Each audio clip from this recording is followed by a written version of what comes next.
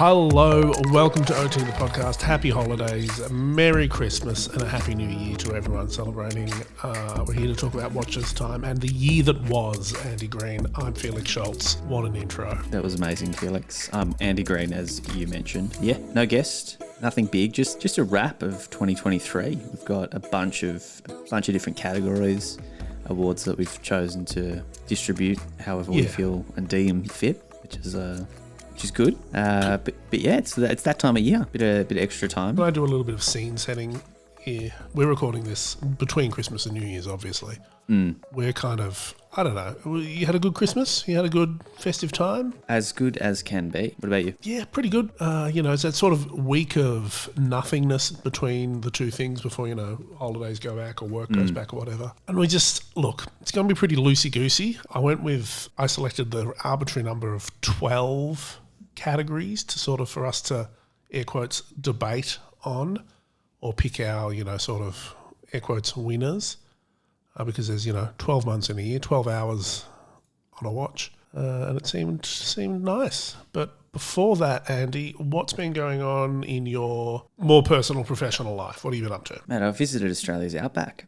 Right. Did you get Rigid Edge? Yeah. I went to Mount Isa, which is far north Queensland. It's one of the world's biggest mines, the Mount Isa mine. Outback, I've never been before. I went into a mine, but it posed a question, Felix. Yep. Posed a couple of questions. Logistically, it's a bit of a mission, sort of like 5 hours on an aeroplane with a stopover in Brisbane. Yep. But it posed a question because it's rural, it's outback, it's very hot, a lot of running around. I knew I'd be getting dusty and in a mine, and I kind of had the realisation of what watch do I wear? And let me also be real, like I assume this is in your day job when you're interfacing with people that may not be aficionados of Geneva's finest. That and I didn't really know what to expect with the outback. It's not the big city. It's not the big smoke. It's a bit different. So you're a city guy, city boy. Yeah. So and it's also very hot. So about 40 degrees Celsius. Yep. When I was going to be there, super sunny, very dusty, and so I landed on the Apple Watch Ultra. You posed this question to me on WhatsApp, and my immediate, without a second's hesitation, guess that I stand by it was the Hilltop Hoods G-Shock. Yeah, perfect. If you know anything about Queensland, that'll be great. So I wore the Apple Watch because they're great travel watches, sure, especially with cellular. So you get all the time zones, you get all your.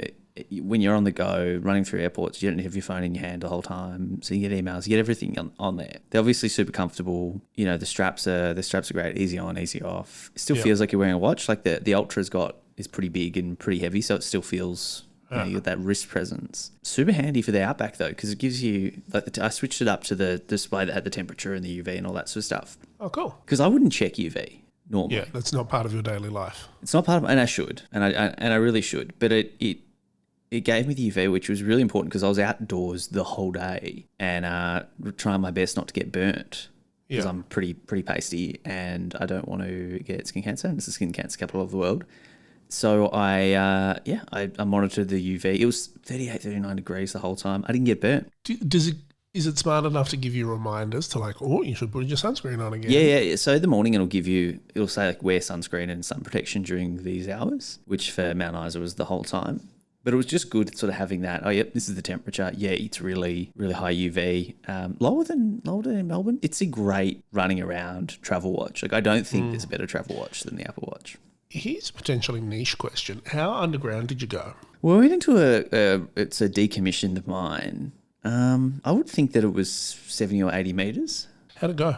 Was there any sort of connectivity or? Nah. No, hot, didn't have any reception of anything. Yep. Didn't love going down there.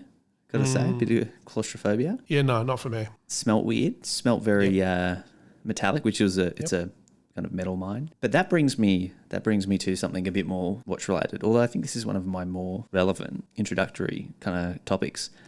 So a lot of flying, a lot of time at the airport. I caught 4 flights in 3 days. So the next question I faced was, how do I entertain myself? What do I do on these flights at the airport? Podcasts, audiobooks. Yeah, well, already up to date with OT the podcast. Discord was going off, so that was good. But I loaded up Netflix, and one of the things that I watched, and my rule with travel is you get time to yourself, so you always do things and watch things that you otherwise wouldn't like your partner wouldn't want to watch. Yeah. It's that you kind of have that list of shows that they just have no interest in. Yeah. And stand-up comedy definitely falls into that. Sure. But Bert Kreischer has a movie on Netflix called The Machine. Hang on. So Bert Kreischer, is he mates with? Is it Tom Segura's mate? Yep. Yes. And is the Machine like his nickname or something? Yeah.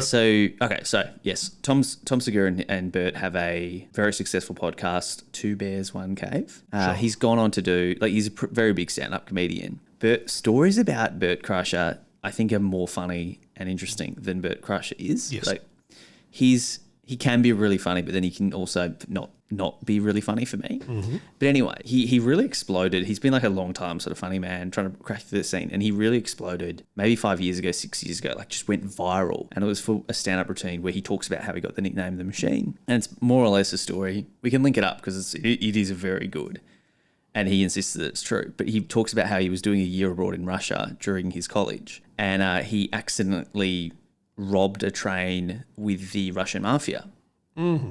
So he tells the whole story. He was just friends with one of the guys, and because the Russian mob over there run everything, whatever. It's this wild story, and how he ended up sort of feeling really bad because he sort of like helped them rob a train. And it was just this wild story, and it went bananas, and it basically made him explode, and changed his life for the best. Anyway, he decided that he would take that story and turn it into a movie that sort of carried on from the stand-up show. And I find this interesting because a watch is pivotal to the plot of this movie. But basically, 20 years on, he's a successful comedian. Somewhere in Russia, one of the people that was on the train sees it, and turns out, they're a rival mob boss who had their watch stolen, their pocket watch stolen. And so they send, to get it back. Basically, the daughter goes to the US and kidnaps him to force him to track down this pocket watch. Bert's playing Bert. Bert's playing Bert, yeah. So Bert's playing Bert. Mark Hamill plays his dad. Classic. Random and kind of cool. But it's basically all about him trying to track down, reliving his past to try and track down a pocket watch that the daughter needs to get to sort of win her father's favour. Can I say, the Machine story, I have zero doubts. I have no doubts that it is legit. Yeah, I think it is legit. Have you seen it? I've seen bits. I've watched it in parts on TikTok, Yeah, link it up and go watch it. It is a very good story. And look, it's got 5.8 out of 10. I think it's a 5 out of 10 movie. It's good fodder. But yeah, I mean, the interesting other thing about Bert is, so have you ever heard of the film Van Wilder, National Lampoons? Yeah, of course, yep. So that's based on him during college. Really? So yeah, he's got another great story. There's some great Bert facts out there. Make a whole segment. But he sold the rights. He ended up selling the rights to his life when he was in his 20s. That makes sense. It eventuated into that film. But what happened was he was at I think it was like Florida State University, and one of the not local, but like a big publication wanted to do interviews with the students to kind of talk about college life. Yeah. And they came across him. He'd been there for 6 years. He'd never graduated. There was a Rolling Stone article about it. Yes. Yeah. So there's a Rolling Stone article about it. It led to a lot. But basically how he was this party animal that was never going to graduate, and this whole thing. Anyway, that then led to him selling his kind of life rights to his story years and years later. And so he's had these, that's when I say he's had really interesting, the stories about him are far more interesting than a lot of his stand-up. But I found it interesting that there's this whole kind of mainstream Netflix thing going on, and I haven't seen anyone talking about the pocket watch in the movie, but maybe no one's watched it yet. Yeah, I mean, look, maybe we're all too in our ivory towers watching, I don't know. But he's a bit of a watch guy. He's he would perform with a Gold Date. I think he's got a sub now or something. Surely Time and Tide has covered it. I'm very sure they have. Do a little search. That sounds like a great way to entertain yourself on commuter flights. I don't have any good stories like that. I've just got a few shameless self-promos. Andy. Hit me. One of which, again, milking Dubai Watch Week, Watch Pro. They asked the top 20 timepieces of Dubai Watch Week. A lot of the people put the HM11 Architect down. I wonder if there's any, I hate to question whether or not they enjoyed MBNF's hospitality in the desert beforehand. It is a cool watch. Odd and a little bit gimmicky, but super cool. I put down the Ming obviously. And then another one, Mike Christensen sent out a big DM a while ago on the best. Is it the best watches of 2023? Have I linked up the right story here? God. He asked a really specific question.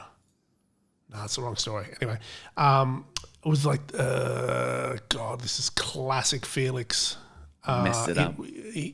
I have messed it up. He asked us a question about the biggest Grail watches. Okay. And you sort of had to put your hat on. Like, these are not Grail watches for me, but I'm like, if someone says what are the biggest Grail watches at the moment, you go, Cartier Crash, blah blah blah blah blah blah. Rexepi. That's what I said at least. But I'll link up the actual proper story. It's an interesting premise, like especially for a thought exercise about someone working in an industry that hates the concept of Grail watches and doesn't like that side of watch collecting, but still, I have to have an opinion on it for these sort of things, so I did. And what was your pick? I did a list. It had to be 5. So Crash, any Cartier, you can't go wrong with a Crash. The Chronometer Contemporain, and a couple of others. Probably some sort of Rolex. Grails.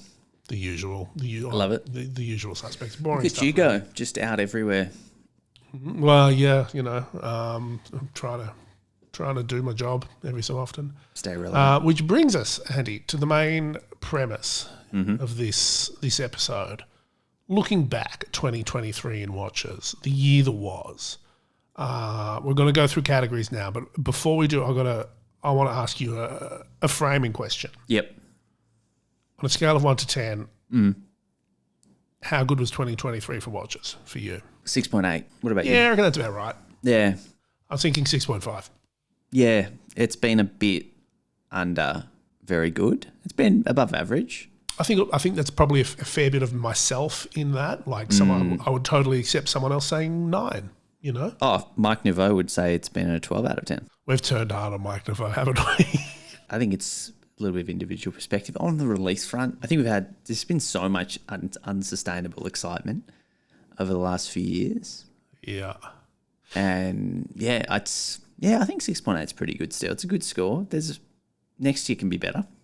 Okay. All right. Well, this is it. We're looking forward to the future. But point of question number 1, biggest watch brand winner of 2023 overall. Do you want to go first or do you want me to? I can roll out first on this one. Please do. Biggest watch brand winner. I'm going to say, I can see your answer here. I agreed with you for a minute and then I thought, no, it's going to be Swatch. Oh, yeah, why?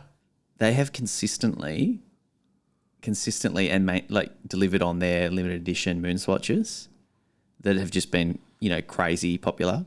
And to this day, a moon swatch is a hard watch to get. It is quite a bit of effort. You have to go to one of their boutiques and hope that they had a delivery that day. Granted, I know that, if you do turn up on the day that they get a bunch, you'll be able to get one. But they still get lines out the door every time they drop a new one. And it's like the limited edition sneaker thing. They'd be killing it. They've sold probably $1 billion worth of these watches since they launched it. They certainly, bankrolled the entire Swatch group. So I think trouble otherwise. So I think as far as staying relevant and kind of maintaining that momentum, because it's hard. It's hard to do what they've done.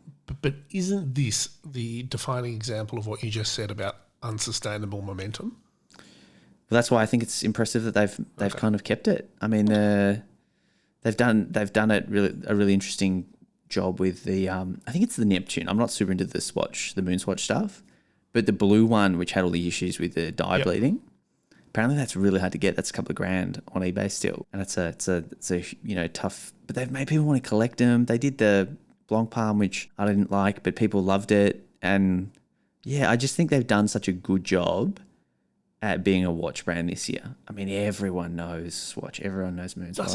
Does it make you feel, I mean, all of the watch industry is sort of pretty disposable in a lot of ways, even though it says it isn't. Does it kind of make you feel a bit icky that this is essentially I mean, I guess we've got iPhones, so there is no ethical consumption under capitalism. Exactly. I mean, I don't love the idea, especially people that collect, 12 of them or whatever. I don't see the point because you spent $4 grand getting a bunch of $400 watches when you could have bought, the real deal or something. How many Funko Pops could you get for that much money? That's true as well. Yeah. So anyway, I do think it's Swatch have probably won the year. What about you? Look, I played it a bit safer. I just thought, for me, who hasn't put a step out of line all year in terms of their product, in terms of their, communication, in terms of their, the technical side, in terms of the design, the market, all of it, I think, is really humming along nicely at the moment over at Tag Heuer. Mm-hmm. From Ryan Gosling seems to be working out really well. They're a brand that, for me, they're such a big brand and they're such a sort of visible, like they spend a lot on ambassadors and they really, the price point is sort of at that lower end of the high price mark. So there's a lot of them out there in the market, and this year they are doing everything really, really well. All the visual side, like the neon, the retro, that night, sort of 80s aesthetic. The Carrera, I think, it is legitimately such a nice watch. The new Carrera design, it's so smart. Yeah, glass box energy. And like you said, I think it's a sustainable design for many years to come. So hopefully they keep that strategic line going forward, because, corporate brands can sort of be veered, or a new CEO or a new, I don't know, quarterly report or a new trend might sort of shift things around a bit. But I think they're in a really good place at the moment. Yeah, I mean, last year was very good for Tag Heuer. I mean, we always say this, but the last few years they've been on a good run. Yeah, and I think it's only getting stronger because like they're getting, everything's lining up and they're getting into the rhythm. So hopefully, no spanners in the works in the form of, strategic changes or anything. But yeah, I'm hoping that next year is going to be equally strong for them. Amazing. All right, Felix, what was the biggest surprise of 2023 for you? Watch-wise? 2. Can I have 2? Okay. I've got 2, so you can, but let's make it quick. Okay, first one, Rolex. Mm-hmm. I rolled into Watches and Wonders, fully expecting them to be the most boring brand in the planet because, that's in one very real way what they do. They make the same watch, they make it exceptional, but they don't really innovate or, rock the boat too much. But they did everything. They threw all this stuff against the wall, puzzle watches, celebration watches, they dropped the Cellini, introducing, then later on they made a limited edition, Daytona Rolex. Like all this stuff is very un-Rolex and it's kind of surprising. And the other one is a late entrant, which shouldn't really have surprised me, but it still did, the revival of Universal Genève. Yeah, I think the UG thing was quite interesting, Felix. Sort of we speculated the other week on what's going on. More details have been trickling out, but I'm keen to see what happens there. And Rolex, what are you, as the dedicated Rolex fan in the room? Yeah, they'll come up a bit throughout this chat. Okay. But overall, I mean, the puzzle piece was wild. Putting emojis on a date wheel, that whole watch is kind of wild. So, yeah, Rolex having Rolex fun has been a bit of a surprise, I gotta say. And what about you? What are your big surprises? Yeah, so I did have the Lamar sort of limited edition where they sort of said that it was limited or, that on there. Then I nixed it because you already had it. I've got 2 though. Okay. First one, we had an actual 4-way collaboration. Please tell me which one. So that was the Bamford Tag Heuer Rolling Blazers Eric Wind. Yes. The 4-way happened. Did we manifest that? We must have. We've spoken to all 4 of those people in various places. Wow. We're the overlap. We're the Venn of their diagram of how they actually, it's probably Frank Mueller, we're coming up for you. God, we should get Frank Mueller on, imagine. It's fine. And your other surprise of 2023? We were talking about this morning, our podcast sort of, if we're number 1, they're number 2, About Effing Time. Closing shop. Did you see this? Yes.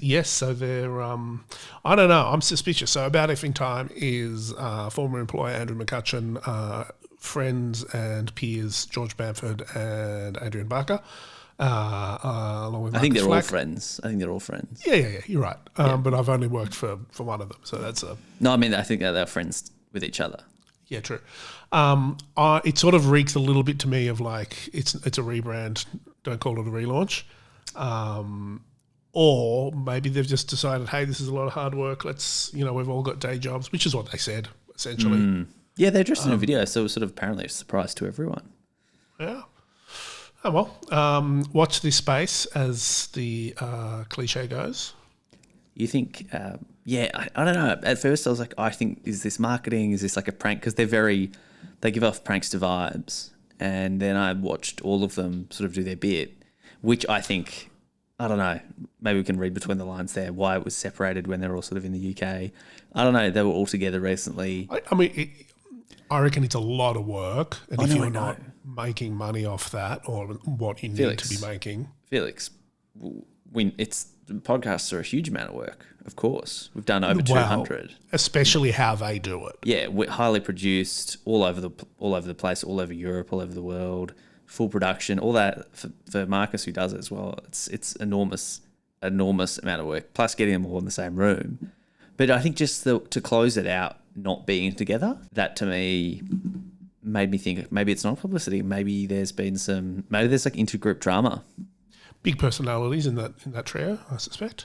Maybe I don't know. Maybe I don't know. There's probably a boy band equivalent in sync. Okay.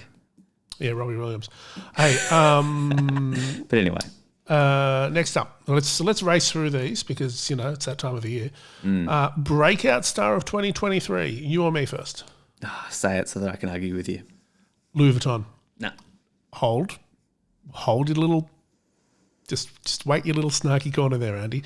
I'm not saying this is a great thing. I'm not saying it's not something you can't buy with a lot of money, which they've certainly been throwing a lot of money around. But the main thing for me, not just the tambour, not just them making proper noise in the watch space again, but their Louis Vuitton award for independent creatives and then positioning themselves as like a viable alternative to that sort of GPHG, which is sort of waning. They're this overarching patron of independent horology. I think it's very clever, and I think I'm not cynical about it. So many bones. I have so many bones to pick. Keep picking, Andy. All right, that award, the independent awards. So they've recently, I think it was this past week, Michael Tay from the Hourglass. Mm-hmm. He's sort of heading it up, or he's been picked as the person. Love Michael Tay. Absolutely knows his independent brands better than anyone else. Rumoured to have one of the biggest independent watch collections in the world. Yes. Right? It's like a very well-known secret that he's got an enormous, one of the biggest, most prolific watch collections in the world. How can you tell me that he's independent when he sells all those brands? You just can't be. You just cannot be. And then you've got Louis Vuitton, which is the biggest brand in the world behind it, which he also sells through the Hourglass. You just can't be. I love the Hourglass. I love Michael Tay, but it's just the very word independent is not there. The other thing is, this is the Bulgari Octo Finissimo all over again. Every time I see it, people going out, they're trying to push it. I don't know. I think when it's a hit, it's a hit. That's how hits go. You don't need to... You can make a hit. You can 100% manufacture a hit. It's a manufactured hit. This is what it is. Here's what it is. Maybe I'll see one and I'll go, it's great. And then if I go, I wouldn't pay for it. Maybe if I got offered 40% off. Or maybe was given it.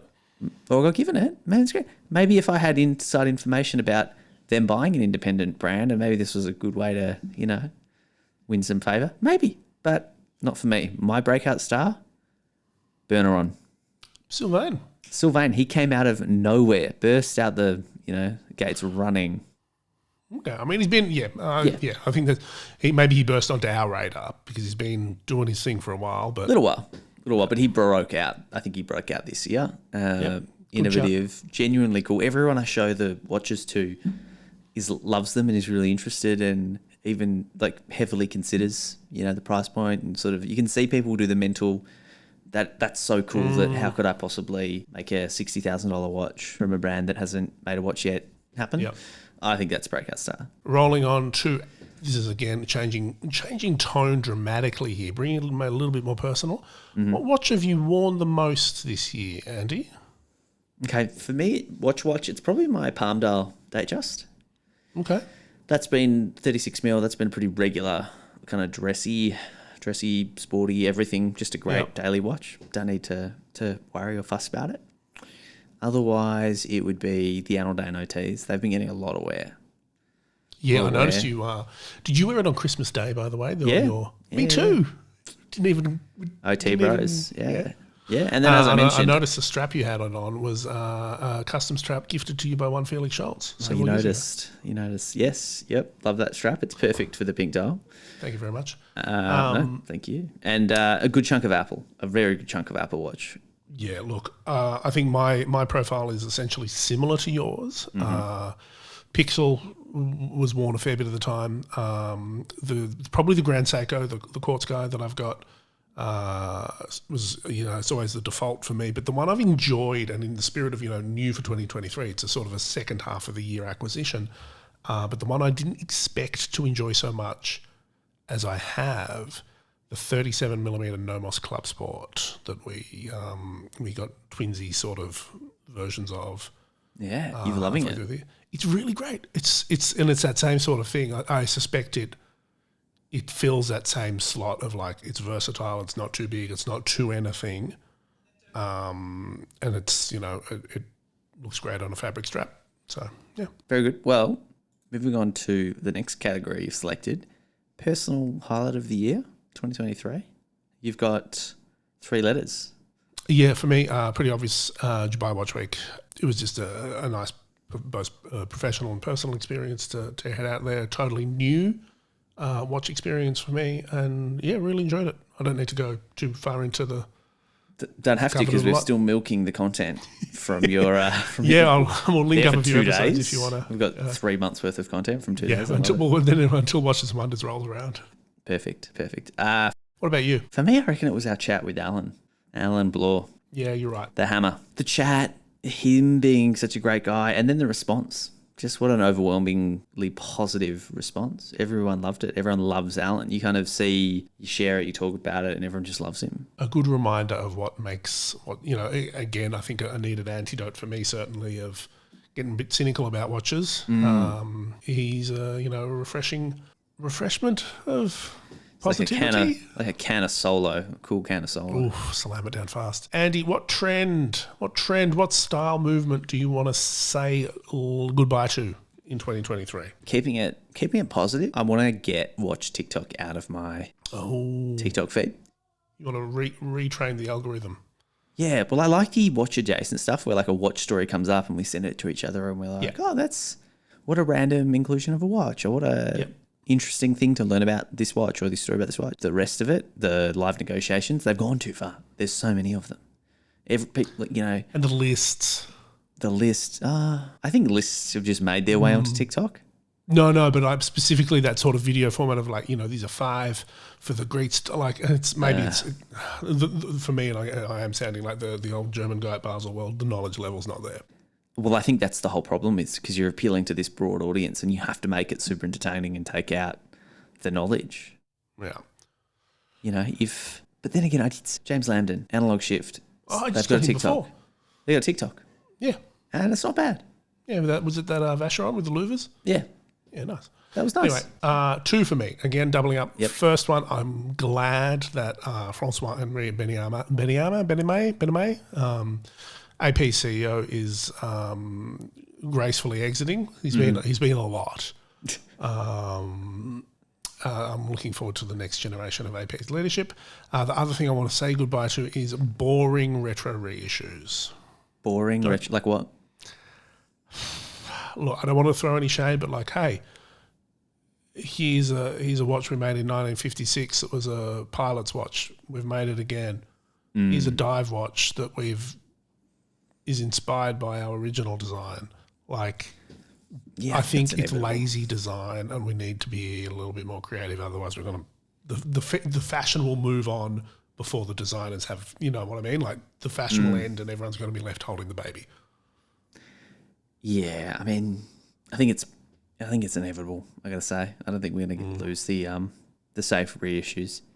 Yeah, well, I mean, it's less. I'm okay with well done ones and good ones and like properly limited ones, but just the laziness, we can lose that. All right. Best social media account of ties into TikTok of 2023. I'll start. My guy is Watch Studies. Have you seen Watch Studies? I think you've told me about him before, and I think I follow him. Vern, I remember, so he's like a photographer guy. I don't know. I spoke to him over the years. And Vern Ho's his name. And I remember, I think, talking about, Cartier. He's got a tech job. So I just remember talking to him about his office setup, and it was just insane.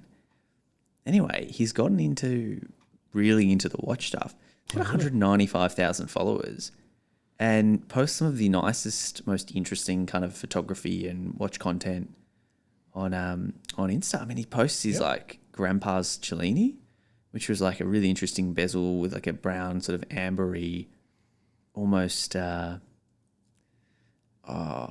ombre sort of effect on the dial with like 3 diamond markers. It was his grandpa's watch. His grandpa's still around, but it's like the story of his grandpa's watch, which I love.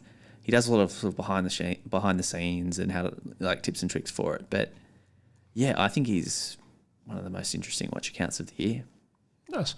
I'm going to go a little bit closer to home, and this is not. It's just someone I see working, and I see the behind the scenes of it, and I understand how hard social media is, and I personally, it will come as no surprise to you, Andy, have very little time for it. Like, I find it so challenging, and I am very conflicted with it as a marketing requirement of business. But Chamath, Watch Advice / Champs SG, he's great. He works so hard at what he does, and he's incredible, and he's really, really good at the watches. Watch Advice, yeah. Champs kills it. He hustles. Yeah, he's everywhere. So hard. Yeah, he's like, he props. hustles. I know. Yeah, it's hard work. Next up, Vexed question: what money would you spend your real, actual world money on? You first.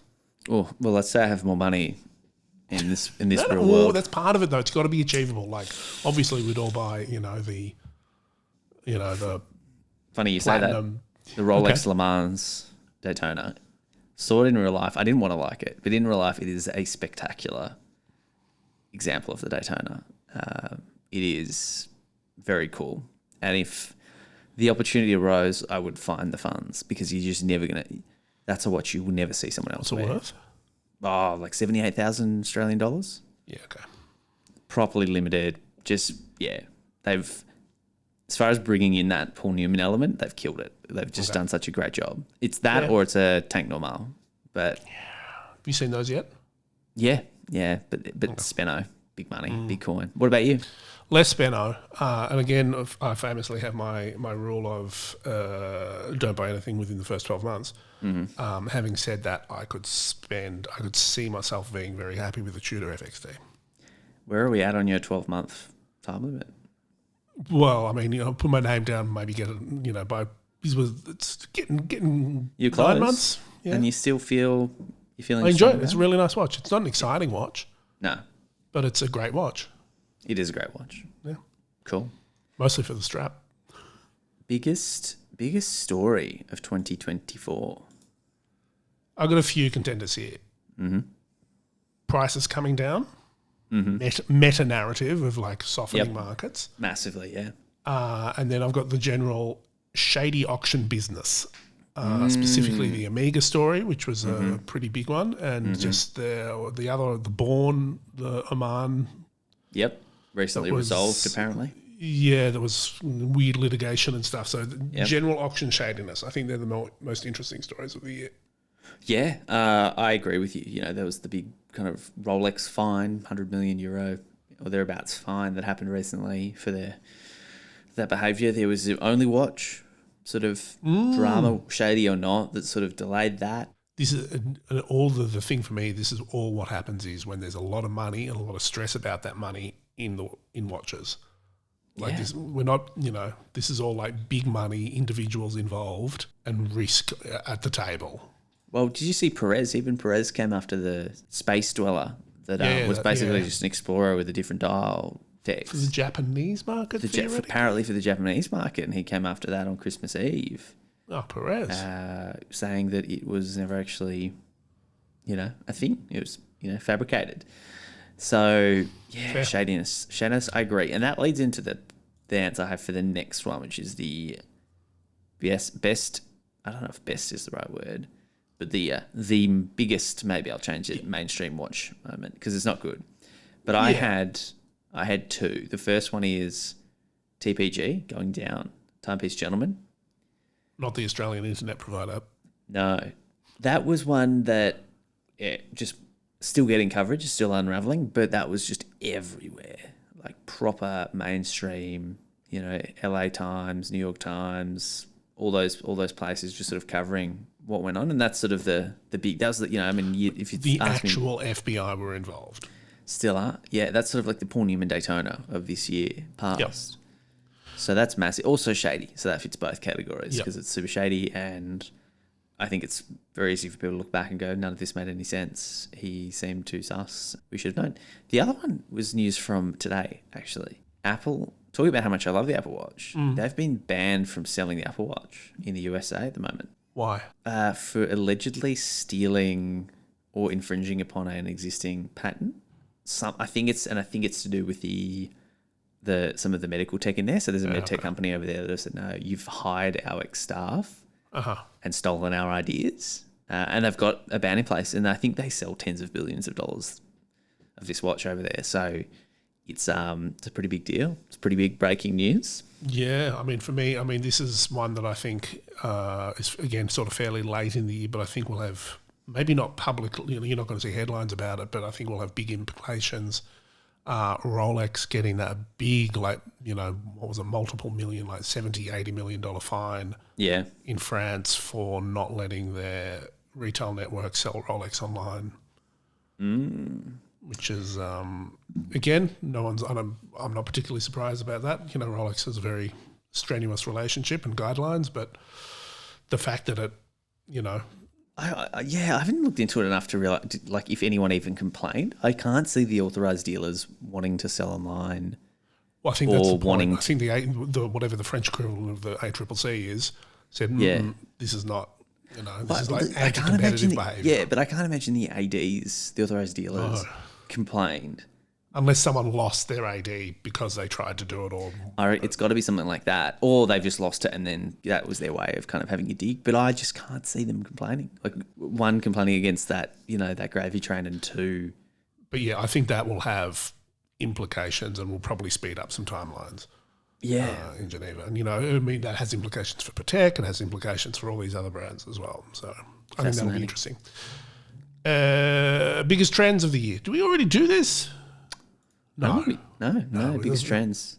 Trends we want to see go away. Yeah, okay. So the biggest trends for me is this kind of like implied quiet luxury. Yeah. Which I think is probably Cartier for the most part. Cartier is the Cartier boom, which just continues. But it's this concept of, everyone loves like the idea of quiet luxury, stealth wealth. Like, you don't want everyone to know. And that's like the Succession. That's what wealthy people go for, right? Yeah, that whole Succession thing. I know what happens in Gestard. Yeah. Loro Piano baseball caps and white gold Rolexes that people think steal. But then there's this like faux quiet luxury vibe, which is to me, it's like the undercurrent of quiet luxury, but really you want people to know. You don't want quiet luxury. You want people to think that you're really wealthy and acting and wearing certain things that make it look like you're really wealthy, but trying to be discreet about it whilst not being discreet. It reeks of Ralph Lauren big pony polo shirts. Yeah, you know what I mean? Like that. That's like, oh, it's Ralph Lauren. It's discreet, but it's really not. It's a signifier for other people that are into the same shit as you are.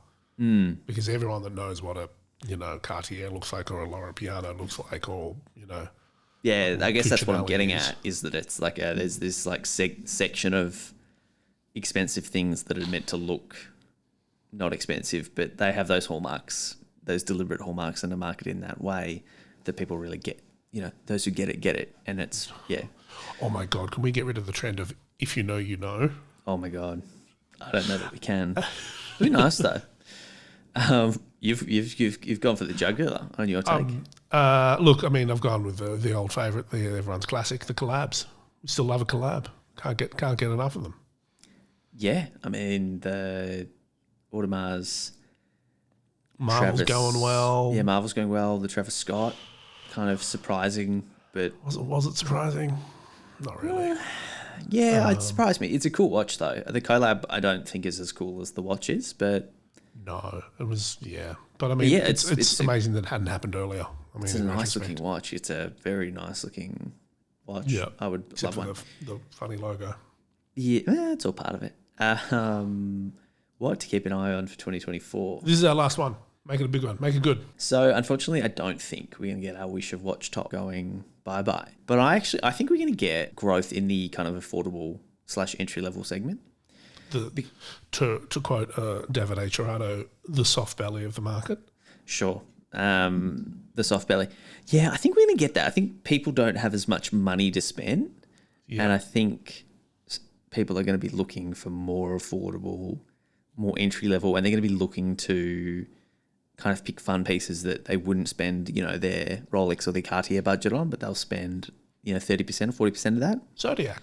Yep. So I think that we're going to see that, and I think we're going to see, and I've already been seeing it. This is why I think it's going to keep happening in 2024. But I think we're going to see more people kind of like try and do something different and be different. And you've got everyone wearing like quirky small watches. Yeah, I've seen a lot of it, and I've seen those people sort of, I want something different, I want something quirky, and really like digging through. And I think honestly, Mr. Enthusiast is to blame for some strong influence on quirky watches. Really, well, I think that's one side of it, and I think the other side of it is you can't afford the other stuff you actually want. So you're looking for something that you can afford and is still, you can kind of hype up as being cool because, okay, you can't afford the Nautilus anymore, but you can get this weird other 70s Patek for a fraction of the price. Yeah, what's that Louis Vuitton? Is it the Monterey? Well, I don't know, but yeah. That circle one that is like impossible to get now. And look, I kind of like it because you see it and you kind of see people pick it up and talk about it, and then you go on the rabbit hole of like, what is this watch? Where can I find it? Oh, I can't get it. It's $7,000. There's none on the internet. That to me is, at least you're learning something and you're enjoying it. So, I think that's and discovery. It's good discovery for us as old boys, and it's kind of cool to see, people go out and sort of really hunt things down because, the internet and social media has made it so easy to kind of track things down. And if you have the money, you can basically get whatever you want still. Even a, Tiffany Nautilus, you can find one. They're not, 170 or something, but you can still, I know where you can get them. Yeah. If you have the $3 million.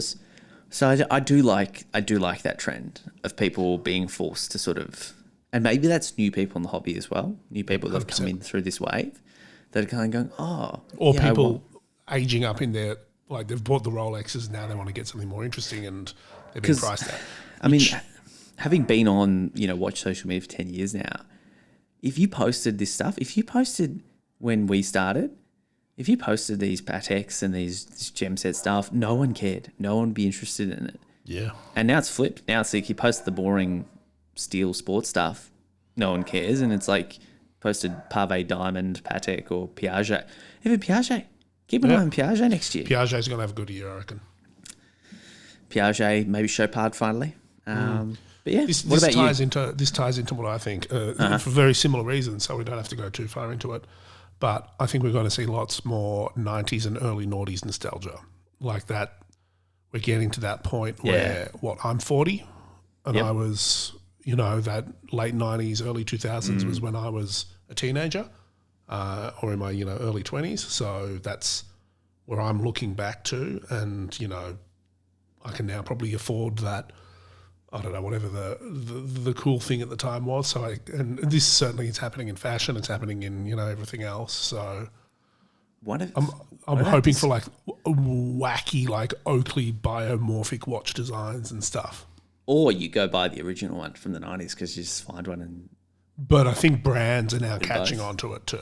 So, did you see Christian in our Discord pick up a new watch?